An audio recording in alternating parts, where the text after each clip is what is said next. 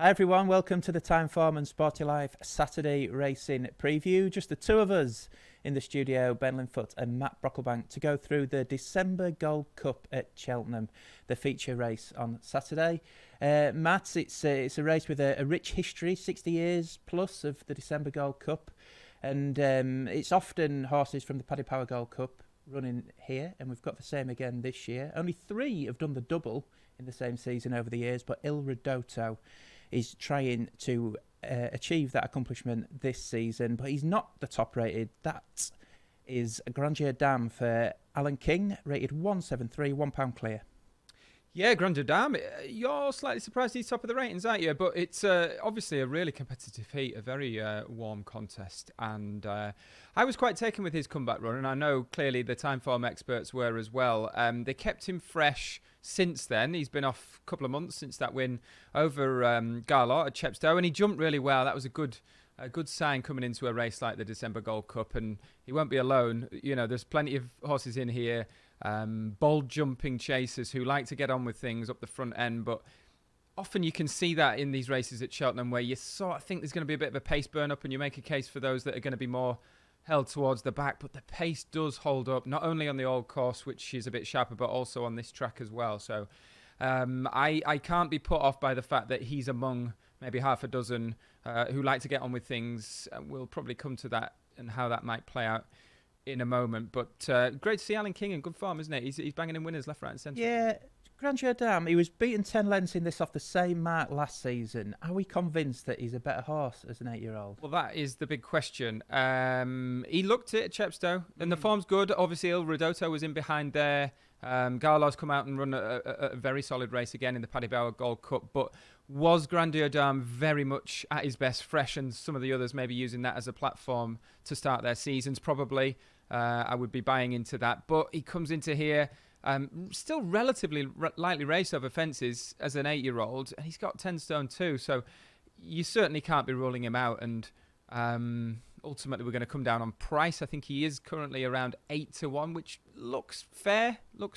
I don't think I'd be getting stuck into him at 5-1, but he'd certainly be a bet at 12. So we're in sort of limbo land with him a little bit. Shortlist territory, isn't he? I think so. Plenty of others are shortlist territory too, and plenty of them ran in the Paddy Power Gold Cup, so we'll get that video on screen and talk through a few of them. Il Ridotto there in the white Sir Alex Ferguson silks wins the race. Let's tackle him first.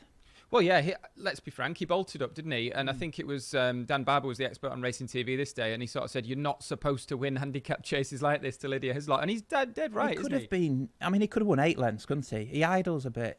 Yeah, I mean, he comes in this form again. If he reproduces the run, he probably wins again, doesn't he? Let's be honest. I just wonder if it's almost a bit too freakish. It was a bit like he was clearly absolutely tuned to the minute for that race, and it was a fantastic training performance. Coming out and doing it again off the higher mark in probably maybe a deeper race. It's a similar sort of field, isn't it? But we've got 1 or 2 others in there as well. And again, like, you know, you look back at that race now and you could sort of say, should he not be top rated? Should he not be clear favourite? But it is a competitive race. Look, he's right up there on time form ratings. I would give him another a chance as well. I wouldn't be willing to sort of rule him out. Do you think he will uphold the form with the 4 horses he beat that day that run again on Saturday? Garlot, Madara, Fugitive in Excelsis Dio. Garlot, probably yes. Garlot is high enough in the weights for me. He sort of is very solid, runs his race again. He'll be up there jumping away. Fugitive is interesting. He obviously, I think maybe this has been more his target. Now, whether Won it last year, of course. Yeah, won it last year, and he's £1 lower, and Il Ridotto is 7 higher, I think. So he's obviously better off at the weights. And I could see Fugitive running a really good race. I do wonder if Connections might have been hoping for slightly softer ground. He's just that sort of horse, isn't he? He goes through any conditions, and that just might slow down some of the other classier horses if it had been properly soft or heavy going. He's a big, heavy topped horse, Fugitive. I do like the way he goes through his races, and he jumps well again, which would maybe put me off a horse like in Excelsis Deo, who unseated rider in the Paddy Power, actually.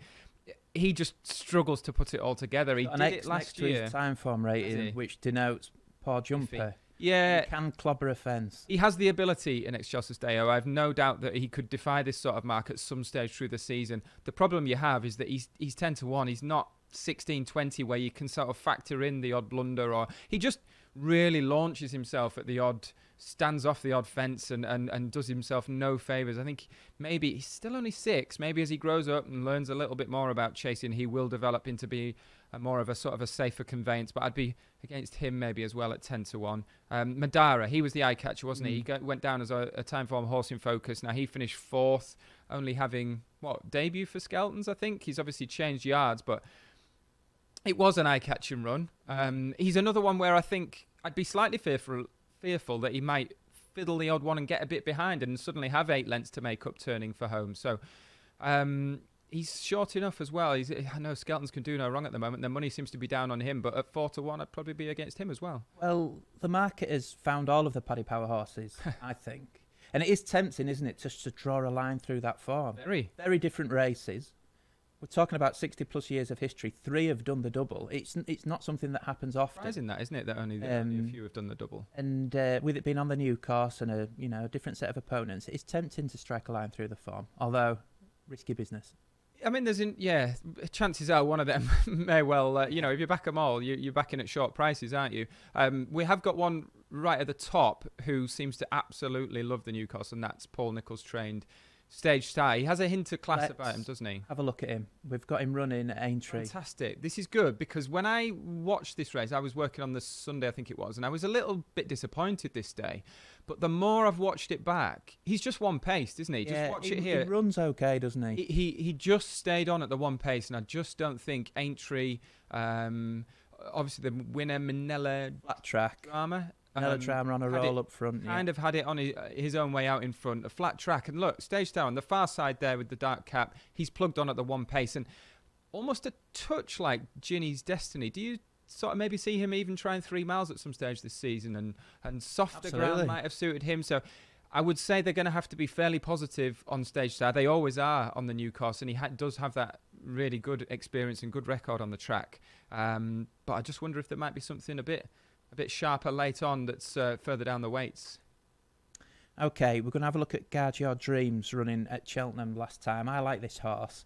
I think he's got a good chance for Nigel Twiston-Davies. There he is in the red and yellow sleeves on the outside. He'll jump this fence well. And Peaky Boy, the winner, this form might be boosted earlier on the card. He runs over 3 mile and a furlong, the Nicky Henderson improver. Now, Guard Your Dreams, he did jump well later in the contest, but he was a bit tentative early on this day, and I think there's room for improvement there. I think if Sam Twiston-Davies can get him jumping earlier, he's got a right chance here. When you look at his new course form over hurdles, winner of the International, beating horses in the mid-150s, a good third in the Relkeel, finishing around similar rated horses, and here he is off 136. I think that's the important thing. Yeah, that's the important thing to stress, because he wasn't winning like an international hurdle that featured like a Willie Mullins hot pot. He was beating some fairly moderate horses. Context, off the ratings, he has a very good chance, doesn't he? Of being involved off a mark in the sort of mid 130s. Yeah. A good sort of project, I'd say, for the Twiston-Davies team as well. This he's got to improve, but I think he could do. And he's had the 3 runs that you need as a novice to qualify for this race, and he just looks like he's been targeted at it to me. So he's about 16-1. He's my each way selection. But we're going to have a look at the time form pace map before you firm up yours, Matt, and we can see how this might be run, because we've got a couple, you would say, of likely front runners in Stage Star. Gemma Ran for Venetia Williams, you would think would be up there, and then just in behind the likes of Il Ridotto, Le Patron, Guard Your Dreams. Got it all wrong, Scoop. I thought there'd be 5 or 6 up there, but I think that's fairly conservative view. I mean, Le Patron tends to be there. Garlard doesn't hang around, does he? He likes to be in the front rank. Il Ridotto now going to be ridden by Olive Nichols, claiming 7. That should help his claims in terms of the sort of the weight swing that he's gone up. He tends to be there or thereabouts on the front end if he can get out as well. He was just sat behind the leader, didn't he, in the Paddy Power Gold Cup before kicking for home. So on paper, I would say there's going to be a strong gallop, but it doesn't always play out that way. And I like Gemerond. He is one that's expected to be thereabouts early on in the race. Bolted up at Ascot. He did, yeah. Now this is a horse that's kind of always had that. He's had that look about him, hasn't he? One of these Venetia Williams horses that could just come alive in a Cheltenham handicap, and he's had a few chances and he went really close. That was in the the race in the big sort of handicap chase in April the previous year, 2023, when he was second to Caribbean Boy.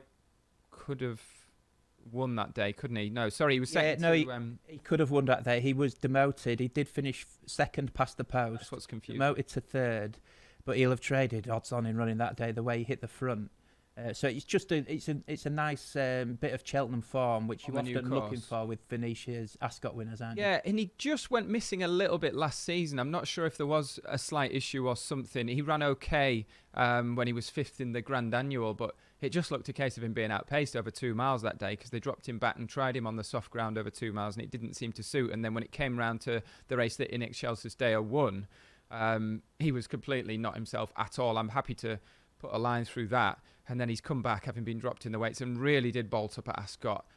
Measured his fences, jumped really well, and as we say, sort of switching from Ascot to Cheltenham New Course is a big change. But as we've touched on, he's got that new course form, and I don't rule him out off that.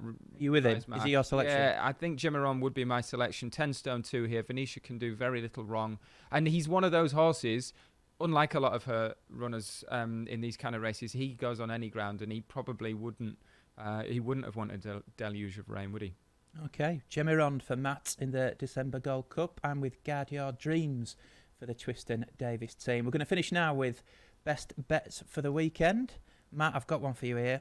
Please do. It's in the 113 at Cheltenham, the Mare's Handicap Chase. The mare in question is the one we dream of. It's a dream double. Is it? I just realised that, yeah. Guard Your Dreams and the one we dream of. Gavin Cromwell, fantastic in mares chases, full stop. Really good record in mares handicap chases. Won this race last year with La Malmaison. And this year he's got the one we dream of, who is a very lightly raced mare over fences. Only 5 years old, had the 2 chase starts. Really good run at Tipperary last time. Jumping well in the cheap pieces. The form's worked out. The second's won since. The third's won since. She was well in command after a good round of jumping. She gets in here off a mark of 111. I've got to think that off that mark against these mares, she's got a really good chance. We're looking at 5-6 to 1, and she would be my best bet of the weekend. But sounds like yours? A belter. Sounds like another Irish plot job after what did we have last month? Charles Burns and Tony Martin. Yeah, we've had a few recently, haven't we? Yeah, nothing new there. Good luck with her. Mine would be Haiti Couleurs in the novices handicap chase earlier on, 12:40 at Cheltenham. Now I'm hoping all the attention's on this peaky boy who does look a really nice prospect for Nicky Henderson, but he's so short in the betting. He has gone up in the weights, 139 his revised mark, and I do wonder if maybe this Haiti Couleurs is sneaking in off a good mark. He's it's been a lean couple of seasons for Rebecca Curtis, but we know she's capable when having the ammo, and this horse does look a really progressive type. He was good last year in his novice hurdles, a bit of a slow burner, but really came good towards the end of the season on soft ground. And then on the back of a chasing debut run, he ended up finishing second behind Destroy the Evidence, who's rated mid-130s, nearly 140. In this race? Yeah, that's it. I mean, he's sort of up against that one again off the revised terms, and he's come out since at Aintree. I thought he could have beaten Destroy the Evidence that day with a better jump at the last at Chepstow. It was he sort of came and picked his pocket, but it was a really promising chasing debut run, and he delivered on that promise at Aintree. He won ease down in the end as an odds-on shot off 125, and going up £5 just looks like a perfectly generous piece of handicapping to me. Yeah, generous piece of handicap. Definitely. And that day as well at Aintree showed that he's absolutely fine on a sound surface. Now, obviously, we're not looking at good ground at Cheltenham, but it'll be perfectly acceptable for him. And I think he might represent a bit of value in a good-looking race. Obviously, we've got Isaac de Zobo as well there, Transmission, who won under Patrick Mullins at the previous meeting there. And Hillcrest. Back, he ran quite well, I thought, for a long way on his belated return to long absence, wasn't it? Yeah. I'd love to see him go well. Henry Daly and Sam Twiston Davies are teaming up to good effect this season. I can imagine Hillcrest might put up a bold show under 11 stone 10, but down, getting a stone off that horse, Haiti Couleurs is my selection. Love it. Haiti Couleurs for Matt in the 12:40 Cheltenham, the one we dream of for me in the 113. Enjoy Cheltenham this weekend. Another cracking card as always at Prestbury Park, and we'll be back again next week.